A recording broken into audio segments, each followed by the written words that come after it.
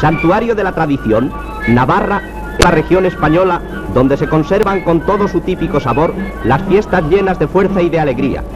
Los aizcolaris, con el hacha afilada y el nervudo brazo, parten los troncos ante las atentas del jurado encargado de discernir los premios que se otorgan a la fuerza y a la destreza.